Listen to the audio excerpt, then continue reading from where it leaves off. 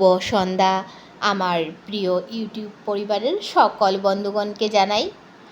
তো বন্ধুগণ, আশা করছি তোমরা সবাই খুব খুব ভালো আছো। আমিও তোমাদেরকে নিয়ে খুবই ভালো আছি। তোমরা আজ দেখতে পাচ্ছ আমার ব্যাকগ্রাউন্ডটা চেঞ্জ হয়েছে, তো হয়তো বা তোমরা কিছু নিশ্চয় আন্দাজা করেও নিয়েছো।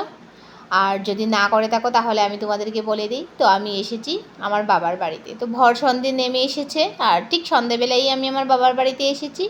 আমার বাবার বাড়িতে আসার একটা বিশেষ কারণ রয়েছে।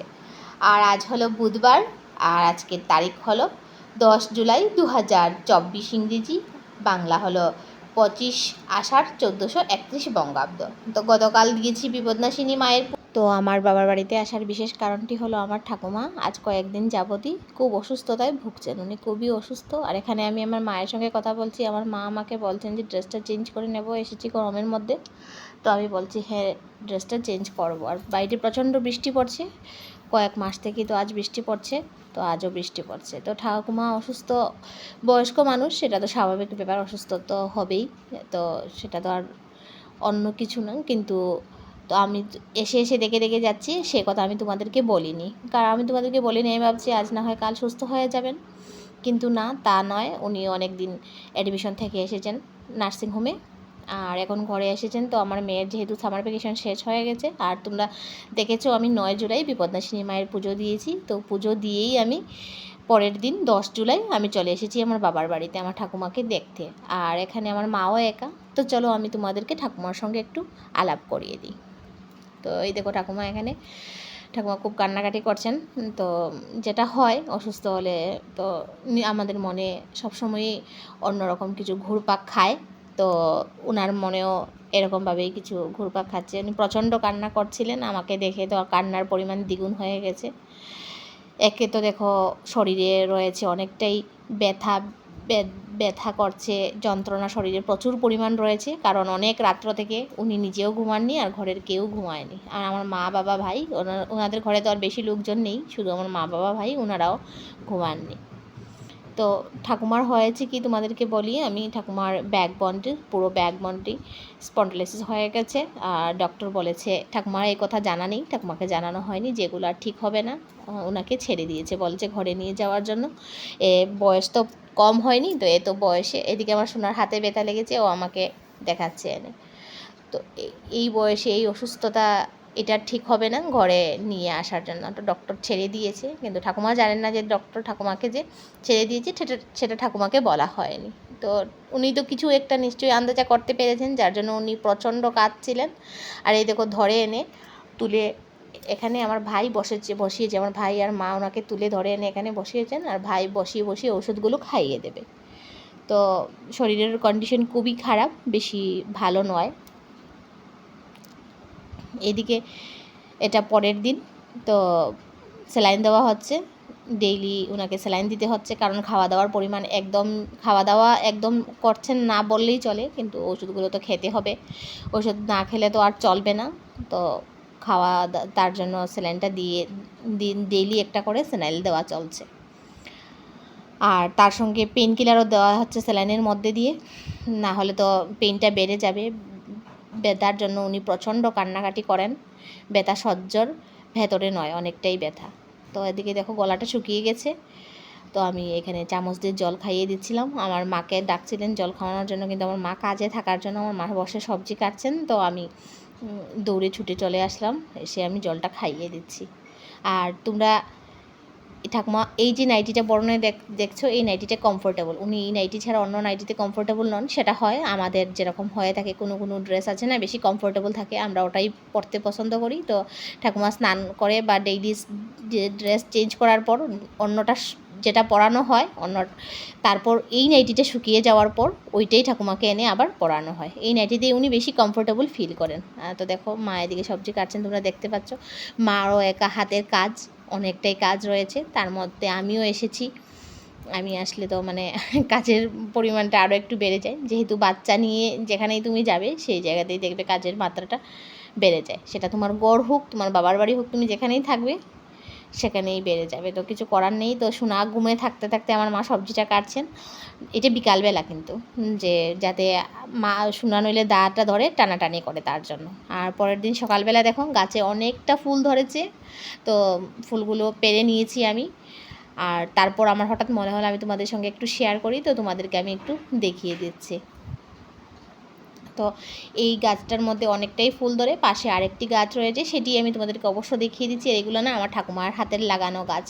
তো এই 2 গাছে মিলে না 40 থেকে 50টা ফুল হয়। বিশ্বাস করো, প্রতিদিন 40 থেকে 50টা ফুল হয়। আমি নিজের হাতে তুলেছি, তো আমি জানি 2 গাছে মিলে এতটা ফুল হয়। আর অনেকটা আরও তার মধ্যে থেকে আরও কিছুটা ফুল থেকেও যায় গাছে। তো এই গাছগুলো জানি না বাঁচবে কি না, কারণ ঠাকুমা অসুস্থ হওয়ার সঙ্গে সঙ্গে আমি গিয়ে দেখতে পাচ্ছি যে গাছগুলো ঢলে ঢলে পড়ে যাচ্ছে। তো আমি ভাইকে বলেছি যে আয় আমরা 2 ভাই বোন মিলে ওদিকে গাছে লাঠি দিয়ে গাছগুলোকে একটু তুলে রাখি। আর এই যে সামনের এটাও বোধহয় আমার ঠাকুমা, এটা বোধহয় আমার মা লাগিয়েছেন, এটার কথা আমি ঠিক বলতে পারবো না। এটা অনেক পুরনো গাছ। এটা আমি তোমাদেরকে আগের বার দেখিয়েছি আমার মনে হয়, কালী পুজোর যে ব্লগে বোধহয় এই গাছটা দেখিয়েছি। তো এই গাছটাও দেখো তো, আমাদের বাসায় না ফুল অনেকটাই ফুল আছে, প্রচুর পরিমাণে ফুল রয়েছে, কিন্তু এখন এই গাছগুলো যত্নের অভাবে, আর এগুলোকে যত্ন করেন আমার ঠাকুমাই। এইগুলোর পেছনে যত্ন যেগুলো আছে সব মানে ম্যাক্সিমাম সময় আমার ঠাকুমাই করে থাকেন। আমার মা তো অন্যান্য ঘরের কাজ নিয়ে ব্যস্ত থাকেন, গাছের সঙ্গে উনি সময় দিতে পারেন না, তার জন্য এই গাছগুলো এখন কি হবে আমি জানি না। আর এপাশে দেখো আজও ঠাকুমাকে আর একটা স্যালাইন দেওয়া হচ্ছে। তো আজ ঠাকুমার অবস্থাটা আরও অনেকটাই খারাপ, যে আজ উনি বিছানা থেকে উঠতে পারছেন না। তো ওনাকে আজ স্নান করানো যায়নি, শুধু গাটা মুছে দেওয়া হয়েছে। আর স্যালাইন এখন চলছে, তো এখনও উনি বসে বসে কাঁদছেন। আমি পাশে দাঁড়িয়ে আমি বসে রয়েছি, আমি আর মা ওনার পাশেই বসেছি। তো সোনা এদিকে, আমি ওই দিকে বসে ঠাকুমার পাশে বসেছিলাম, আর আমার সোনার প্রচণ্ড ঘুম পেয়েছে। তো আমার সোনা এটা পরের দিন এখানে ঘুমিয়ে গেছে, সোনা সোফাতেই ঘুমিয়ে গেছে। সোনাকে এখন আমি তুলে তারপর নিয়ে যাব, নিয়ে বিছানায় রেখে দেব।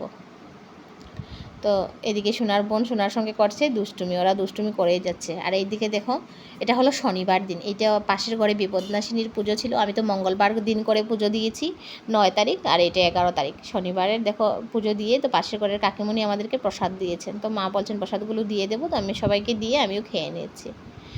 আর সোনা এদিকে সোনার তিতনের কুলে উঠে গেছে, ওরা আমার মাকে তিতন বলে ডাকে। আর আমার মাও না খুবই অসুস্থ, আমার মার প্রচণ্ড জ্বর। তো আমি আসার অ্যাকচুয়ালি আসল কারণ হলো যে আমার মা ডক্টরের কাছে যাবেন, তার জন্য। আমার মার প্রচণ্ড জ্বর হয়েছে, কারণ ওয়েদার তো চেঞ্জ হয়ে গিয়েছে না, এখন বৃষ্টি পড়ছে, এখন রোদ দিচ্ছে, এইভাবে গরম ঠান্ডার পরিমাণ। তো মা ডক্টরের কাছে যাবেন, কিন্তু অবশেষে আমার মা ডক্টরের কাছে যাননি, কারণ আমাকে একা রেখে আমি গিয়ে ওনাদেরকে আরও একটু সমস্যায় ফেলে দিয়েছি। আমাকে একা রেখে আমার মা যাননি, বাবা ওরাও ইচ্ছে নেই যে যাবেন। তো পরে মার যাওয়া হয় না। আর এই দেখো আমি বাসা থেকে বাইরে থেকে এনে 2টো গাছ ঘরের মধ্যে লাগিয়েছি, আমার মেয়েগুলোকে নিয়ে খেলাধুলা করছে। আমার মেয়ের সকালে ওকে আমি দুধটা দিয়েছি, আর ও ড্রাই ফ্রুটস নিয়েছে তার সঙ্গে। ঠাকুমাকে দেখো তুলে আজ স্নান করিয়ে এখানে এনে বসিয়ে দিয়েছি। আজ ভাই আর মা আজ ভাই আর আমি ওনাকে ধরে ধরে এনে এখানে বসিয়েছি, আর উনি আজ একটু গল্প করছেন। আজ মনে হয় একটু বেটার ফিল হচ্ছে, আর আজ সূর্য ভগবানেরও একটু দেখা পাওয়া গিয়েছে। তো আজ ওনার শরীরটা একটু ভালো লাগছে আমাদের কাছে। আর এপাশে দেখো আমি সকালবেলা স্নান টান করে নিয়েছি, তো এখনও সূর্য ভগবান উদয় হননি। আজ প্রচুর পরিমাণ রোদ দিয়েছে, এটা কিন্তু পরের দিন। বন্ধুগণ, আমি এখানে একটা কথা বলতে চাই, আমি কিন্তু এই ভিডিওগুলো একদিনে কোনো এই ব্লগের সব সিনারিগুলো কিন্তু আমি একদিন করে করেছি। আমি কিন্তু একদিনের পুরো ব্লগটা নয়, কারণ আমার সেখানে গিয়ে আমার মনের অবস্থাটা এতই ভালো ছিল না যে আমি ব্লগ করার মতো আমার ইচ্ছেটা ছিল না, তাই আমি কয়েকদিন করে মিলিয়ে এই ব্লগটা বানিয়েছি। কারণ যতই ঠাকুমা বয়স্ক মানুষ থাকুক, তবুও তো বুঝতে পারছি অসুস্থ মানুষকে এইভাবে দেখলে না কারোরই ভালো লাগে না, আর সেরকমভাবে আমারও মনটা বেশি ভালো ছিল না, যার জন্য। তো আমি সকালবেলা সূর্য ভগবানকে জল দিয়ে তারপর আমি তুলসী মাতাকে স্নান করিয়ে আমি পুজোর জন্য একটু ফুল তুলে নিচ্ছি। তো সূর্য ভগবান কিন্তু আজ প্রবল বেগে উদিত হয়েছে, এটা অনেক সকালবেলা, তো যার জন্য বোঝা যাচ্ছে না। পরবর্তী পর্যায়ে তোমরা দেখতে পাবে যে প্রচুর তেজ আজ সূর্য ভগবানের, অনেকটাই হিট। আর এখানে আমি তুলসী মাতাকে স্নান করিয়ে দিয়েছি। আর ওনাদের ঘরটা রিনোভেশন করা হয়েছে, তো রিনোভেশনের সময় তুলসীর বেদিটা না ভাঙ্গা হয়ে গেছে। সেটা একটা ইট গাছ পড়ে না কি একটা পড়ে জানি না, আমি ঠিক বলতে পারবো না, মানে গাছ মোটামুটি বেদিটা ভেঙে গেছে।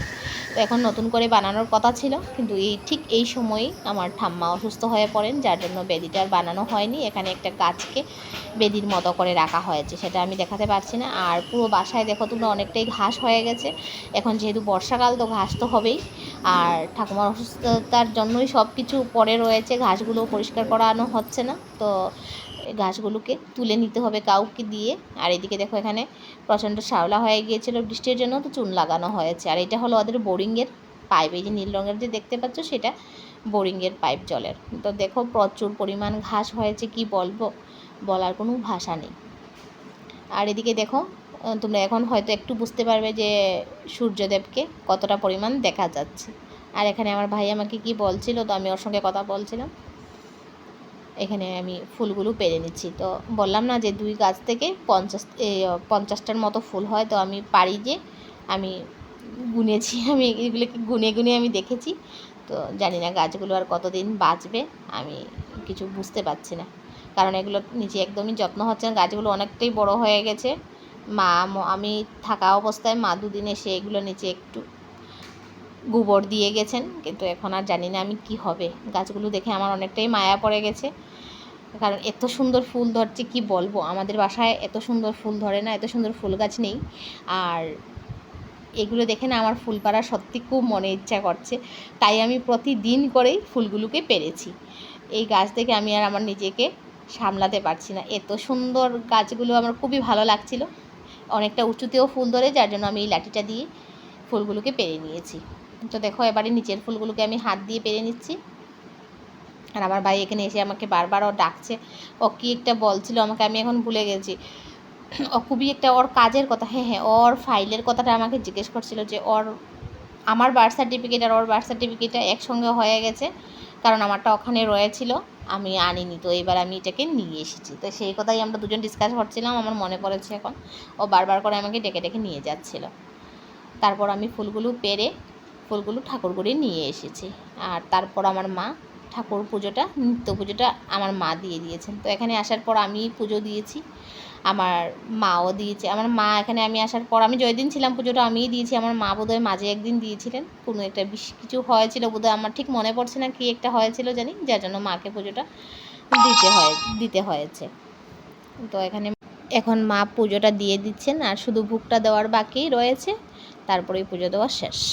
আর এদিকে দেখো আমি ঠাকুমাকে নিয়ে এখানে আজও বসেছি, ভাই তুলে বসিয়ে গেছে, ভাই আর মা দুজন তুলে, আর ঠাকুমা আমার সঙ্গে বসে গল্প করছিলেন। আর তারপর আরও একটি গুড নিউজ আছে। তারপর গুড নিউজটা হলো যে ঠাকুমা নিজে নিজে ওষুধ খাচ্ছেন, আর দেখো আমার খুবই খুশি লাগছে দেখে। আর তারপর উনি ওই দিন বিকালবেলা উনি হেঁটে হেঁটে উঠোন পর্যন্ত গিয়েছেন, তো সেটা সত্যি আমাদের জন্য একটা খুশির ব্যাপার। আর এখানে আমার সোনা বাবা বসে রয়েছে গাছগুলোর পাশে, গাছগুলো না ওদের ভাই বোনের খুব পছন্দ হয়েছে। আর ওখানে বসে পাশের ঘরের কাকিমণি না, ওনাদের 3টে ছাগলকে এখানে বেঁধে দিয়ে গেছেন বাসায়, যেহেতু অনেকটা পরিমাণ ঘাস হয়েছে, তো তার জন্য ছাগলগুলোকে বেঁধে দিয়ে গেছেন। আর ও বসে বসে এখানে ছাগল দেখছে, সেটা ক্যামেরায় ক্যাপচার হচ্ছে না, দেখো অনেক দূরে। এইটা না, তাহলে কোনটা?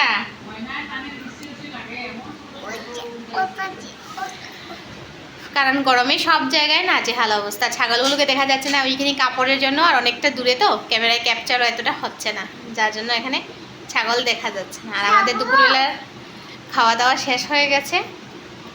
আর সোনা পাপার মনটা বেশি খারাপ, কারণ সোনা পাপার বোন আজ নেই ঘরে। সোনা পাপার বোন সোনা পাপাকে রেখে চলে গেছে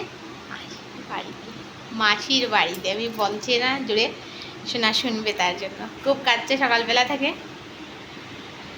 তো পরে আবার কথা হচ্ছে, কেমন বন্ধুগণ। এটা হলো আমি যেদিন আসি সেই দিনের তোলা ছবি, সেদিন তোলা ভিডিও। তো আজ আমার যাওয়ার পালা। আর আসার সময় কোনো ব্লগ আমি বানাইনি, কারণ বুঝতে পারছো ঠাকুমা যেহেতু অসুস্থ, এমনিতেই নর্মাল পজিশনে উনি প্রচণ্ড কান্নাকাটি করেন যখনই আমরা 2 বোন চলে আসি। তো পুজোটা আমি দিয়ে দিয়েছি, আর তোমাদের সঙ্গে একটু শেয়ার করে নিচ্ছি। তো আজ রৌদ্র উঠেছে, আজ আজ 2-3 দিন থেকে প্রচুর পরিমাণ রৌদ্র দিচ্ছে, অনেকটাই টেম্পারেচার, প্রচুর গরম লাগছে 2-3 দিন থেকে। তো পুজোটা দেওয়া আমার শেষ হয়ে গেছে, আর এখন আমি আর পরবর্তী পর্যায়ে আমি আর কোনো ব্লগ করিনি, এখানেই আমি বিদায় জানিয়ে নিচ্ছি। তো তোমরা সবাই সুস্থ থাকো, ভালো থাকো, আবার দেখা হচ্ছে খুবই তাড়াতাড়ি। আর আর নেক্সট ব্লগ তোমরা দেখতে পাবে, সেটা আর আমি ঘরে গিয়ে বানাবো। হয়তো আমি আবার আমার বাবার বাড়িতে ফিরে আসতে পারি, আরও কিছু দিনের জন্য থাকতে পারি। তো সেটা আমি ঘরে না গিয়ে কিছুই বুঝতে পারছি না এখনও। কেমন আমার কোনো চিন্তা করে একটু খেয়েও না কিছু রাস্তা তোমার তো আলাদা কিছু চিন্তা হয় না